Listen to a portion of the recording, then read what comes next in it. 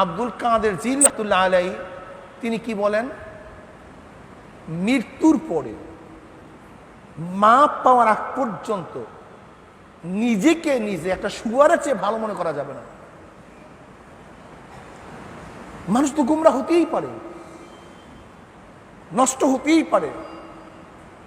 এজন্য আব্দুল কাদের জিলানী রাহমাতুল্লাহ আলাইহি বলেন, মৃত্যুর পরে মাপ পাওয়ার আগ পর্যন্ত নিজেকে নিজে একটা শুয়ারের চেয়ে ভালো মনে করা যাবে না। যে কোনো টাইমে যে কোনো সময় মানুষ হোঁচট খেতে পারে, নষ্ট হতে পারে, যে কোনো মুহূর্তে। এর জন্য আমাদের সব সময় সতর্ক থাকা উচিত, সব সময় খেয়াল রাখা উচিত, ভুলের মধ্যে পড়ার সাথে সাথে তওবা করা উচিত, আল্লাহর কাছে কান্নাকারি করা উচিত। যদি নিজেকে নিজে বড় মনে করি, আমি আলেম হয়ে গেছি, আমি মুহাদ্দিস হয়ে গেছি, আমি পীর হয়ে গেছি, আমি মুফতি হয়ে গেছি, আমি আর গোমরা হব না, এটা গোমরা হবি লাজেম, এটা গোমরা হবি। এর জন্য নিজেকে সব সময় সতর্ক অবস্থায় রাখা চাই। বর্তমান জমানায় দেখা যায় মামুনুল হককে নিয়ে আমাদের মধ্যে আলোচনা পর্যালোচনা। কি আলোচনা পর্যালোচনা? আমরা দুই পার্ট হয়ে গেছি। এক পার্ট মনে করি মামুনুল হকের বারাত, তার পবিত্রতা সাবেত করলি, প্রমাণ করলি ইসলাম পবিত্র হয়ে যাবে, ইসলাম বেঁচে যাবে। আরেক দল মনে করি যদি মামুনুল হককে কুলুষিত করতে পারি তাহলে ইসলাম ধ্বংস হয়ে যাবে।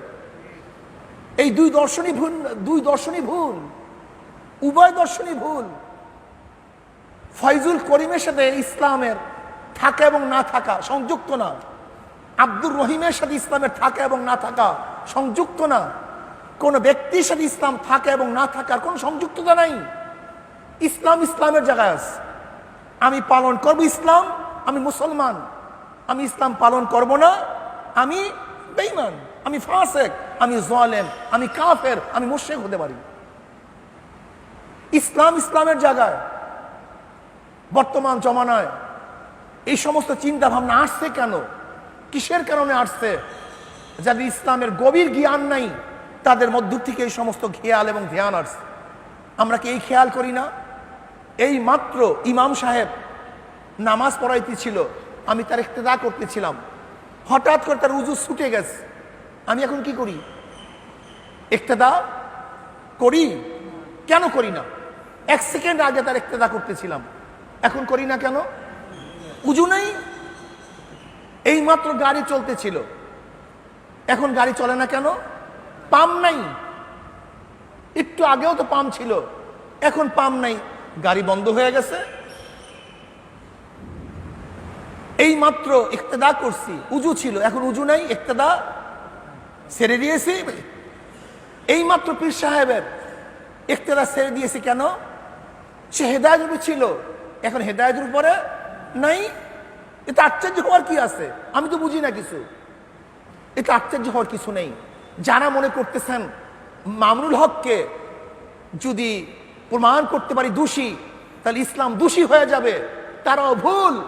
আর যারা মনে করেন মামুনুল হককে যদি বারাত সাবেত করতে পারি তা ইসলাম পবিত্র হয়ে যাবে, তারা ভুল দর্শনের মধ্যে আছেন। ইসলাম কোন ব্যক্তির সাথে সম্পৃক্ত না, ইসলাম কোরআন এবং হাদিসের সম্পৃক্ত। ক্লিয়ার কাট কথা। আপনি কি জানেন না সাহাবীদের মধ্যে সাহাবীরাও মুরতাদ হয়ে গেছে? সাহাবীরা কি হয়ে গেছে? মুরতাদ হয়ে গেছে। যেতে পারে। আব্দুল ইবনে বাতাল সাহাবী ছিল, মুরতাদ হয়ে গেছে। আব্দুল ইবনে সারা সাহাবী ছিল, মুরতাদ হয়ে গেছে।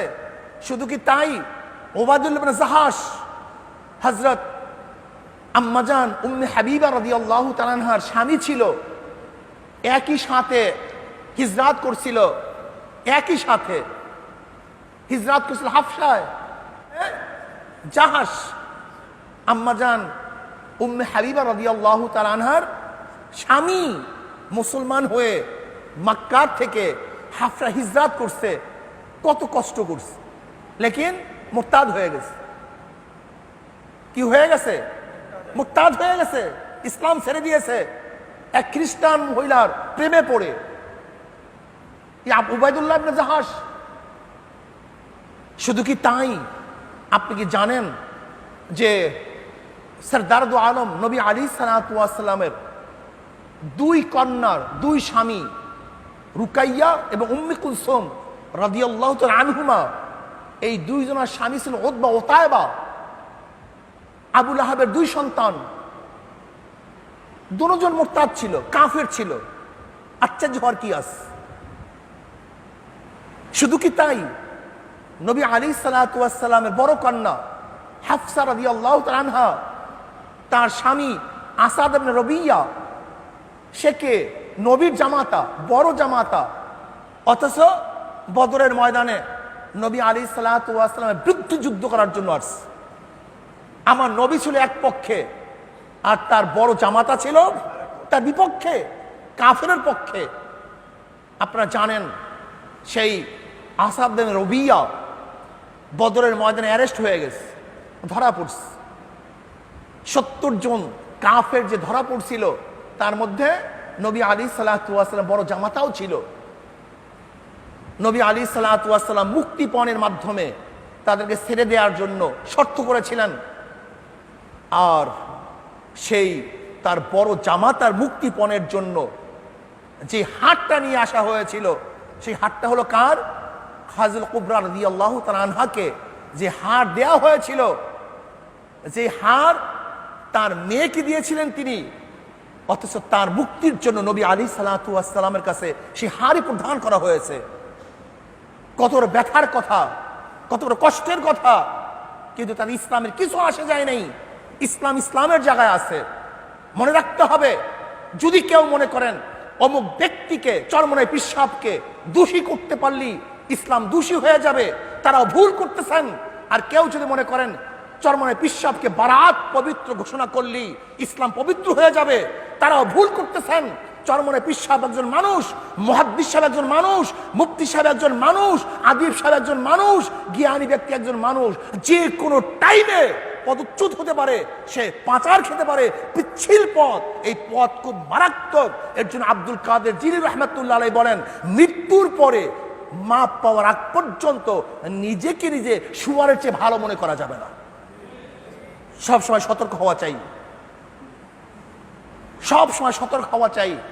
আজকে ইসলামকে ধ্বংস করার জন্য যারা চক্রান্ত করতেছেন, আল্লাহর কসম করে বলতেছি, ইসলামকে নিয়ে ষড়যন্ত্র করবেন, ইসলামকে ধ্বংস করতে পারবেন না, বরং যারা ইসলামকে নিয়ে ষড়যন্ত্র করবেন তারাই ধ্বংস হয়ে যাবেন। হয়েছে, হবে, কোনো সন্দেহ নেই। আজকে এক কেচ্ছা, এক কাহিনী, শুধু তাই, বাস এইটাই চলতেছে। মামুনুল হক জিকির উঠায় দিছে। মনে রাখতে হবে, মামুনুল হক কিছু না, ফয়জুল করিম কিছু না, আব্দুর রহিম কিছু না, আব্দুল সাত্তার কিছু না। কোরআন ও হাদিস অনুযায়ী আমরা চলছি, চলবো, চলতে থাকবো ইনশাআল্লাহ। হ্যাঁ, ওই ব্যক্তির ইক্তেদা, অত্তাবে সাবিলা মান আনাবা ইলাইয়া, ইমাম সাহেবের ইক্তেদা যতক্ষণ করব, যতক্ষণ সে হকের উপরে আছে। যখন ইমাম সাহেব হকের উপরে নাই, আমরা ইক্তেদা ছাড়িয়ে দেব। আমাদের অনুসরণ ওই পর্যন্ত করবেন যতক্ষণ পর্যন্ত আমরা হকের উপরে আসি। আমরা হকের উপরে নাই, আপনাদের অনুসরণ ছেড়ে দেওয়া ওয়াজিব হয়ে যাবে। লা তুআতা লিমাখলুকিন ফি মাসিয়াতিল খালিক। গুনার উপরে মুমিন কারোর অনুসরণ করতে পারে না, অনুকরণ করতে পারে না। যতক্ষণ পর্যন্ত ব্যক্তি হকের উপরে থাকবে ততক্ষণ পর্যন্ত অনুসরণ করব। বলতে পারেন, হুজুর একটু আগে আপনাকে এত সম্মান করছি, শ্রদ্ধা করছি, এখন করব না কেন? হ্যাঁ, যতক্ষণ আমার হাতে পেয়ালা ছিল, দুধের পেয়ালা, ততক্ষণ পান করার জন্য আসছেন। এখন দুধের পেয়ালা নাই, কেন আসবেন? নাই তো দুধের পেয়ালা। আগে আসছেন কেন? ছিল। আগে ইক্তেদা করছিলেন কেন? হকের উপরে ছিলাম। এখন ইক্তেদা করবেন না কেন? হকের উপরে নেই। এটা আশ্চর্য হওয়ার কিছু নেই। আমি এখন কথা বলছি কেন? আমার মধ্যে রুহ আছে, ফট করে মরে গেছি, এখন কথা বলতে পারতেছি না কেন? রুহ নেই। ক্লিয়ার কাট কথা। এটা আশ্চর্য হওয়ার কিছু নেই। কাজী কেউ এই কথা ভাববেন না অমুক ব্যক্তিকে কলুষিত করতে পারলি ইসলাম কলুষিত হয়ে যাবে না। ইসলাম স্বচ্ছ, সুন্দর। ইসলামের দুশ্মনরা ইসলামকে ধ্বংস করা চক্রান্ত করতেছে। মামুনুল হক কিছু না, আসলে উদ্দেশ্য ইসলামকে ধ্বংস করা। আমাদের সতর্ক থাকতে হবে। যে ইসলামের দুশমনদেরকে চিহ্নিত করতে হবে, যাদের কলবের মধ্যে ফি কুলুবিহিম মারাদুন ফাযাদাহুমুল্লাহু মারাদা। আপনি এই কথা ভাবিয়েন না আজকে মামুনুল হকের অন্যায়ের কারণেই তার ইসলামকে ধ্বংস করতে চায় না, তাদের মধ্যে ইসলামের বিদ্বেষ ছিল, মামুনুল হকের কারণে তাদের সেই বিদ্বেষ জাগ্রত হয়েছে, এছাড়া অন্য কিছু না। কাজে আল্লাহ পাক রব্বুল আলামিন আমাকে এবং আমাদের সবাইকে ঈমানকে মজবুত করে সামনে চলার তৌফিক আল্লাহ পাক আমাকেও দান করুন, আমাদের সবাইকে দান করুন। আল্লাহ পাক এই রমজান মাসে ঈমানকে মজবুত করে দেন। আমা আলাইনা ইল্লাল বালাগ।